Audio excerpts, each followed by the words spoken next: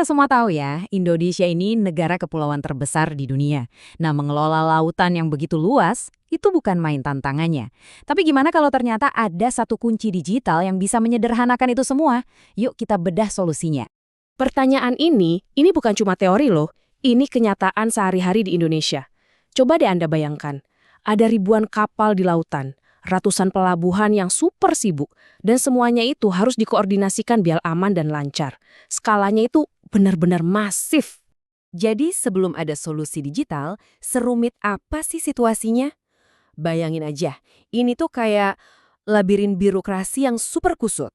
Ya, mulai dari izin buat terminal, sertifikasi kapal, wah semuanya itu prosesnya terpisah-pisah, rumit banget. Jadi bisa kebayangkan betapa ini jadi penghambat besar buat siapapun yang mau berbisnis di sektor maritim kita. Nah, untuk mengatasi semua kekusutan tadi, pemerintah punya jawaban digitalnya.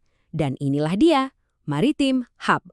Jadi apa sih sebenarnya Maritim Hub ini? Nah, yang perlu kita pahami, ini bukan cuma website biasa loh. Anggap aja ini sebuah ekosistem digital tunggal. Tujuannya simpel sebetulnya, menyatukan semua layanan yang tadinya berantakan, tercecer di mana-mana, ke dalam satu pintu aja. Dan ini misi resminya. Ada 3 kata kunci di sini yang penting banget. Efisiensi, transparansi, dan transformasi. Jadi, ini bukan sekedar mindahin formulir kertas jadi online ya. Bukan. Ini soal mengubah total cara kerja satu sektor. Nah, bagian paling keren dari platform ini menurut saya adalah cara dia menyederhanakan sesuatu yang super rumit.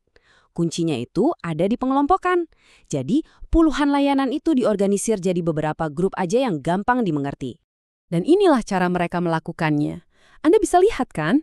Mulai dari urusan pelabuhan, lalu lintas kapal, navigasi, bahkan sampai e-blanko atau formulir elektronik, semuanya itu sekarang dikelompokkan dengan rapi dan logis. Yang tadinya kacau balau, sekarang jadi teratur. Oke, biar lebih kebayang, yuk kita bedah satu kategori aja. Kita ambil contoh ke pelabuhan. Di sini kita bakal lihat betapa pintarnya sistem ini dirancang.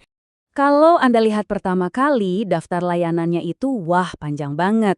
Kelihatannya teknis dan ribet. Tapi, coba deh kita lihat lebih teliti. Ternyata ada sebuah pola yang sangat jelas di baliknya. Nah, tabel ini nunjukin polanya dengan sempurna. Coba perhatiin. Untuk setiap tahapan penting dari sebuah terminal, mau itu pas pembangunan, pengoperasian, sampai perpanjangan, selalu ada 2 dokumen utama yang diurus. Berita acara dan sertifikat.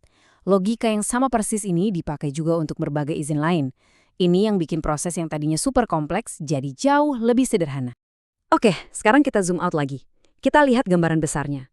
Gimana caranya semua detail digital ini bisa nyambung dan ngasih dampak ke seluruh negeri. Jadi intinya apa sih yang mau dicapai dengan sistem digital ini? Apa untungnya? Apa nilai plusnya menyatukan semuanya di Maritim Hub? Manfaat utamanya ada 3 yang nyambung lagi sama misi di awal tadi.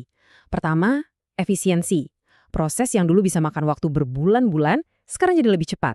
Jelas ini motong biaya kan? Kedua, transparansi.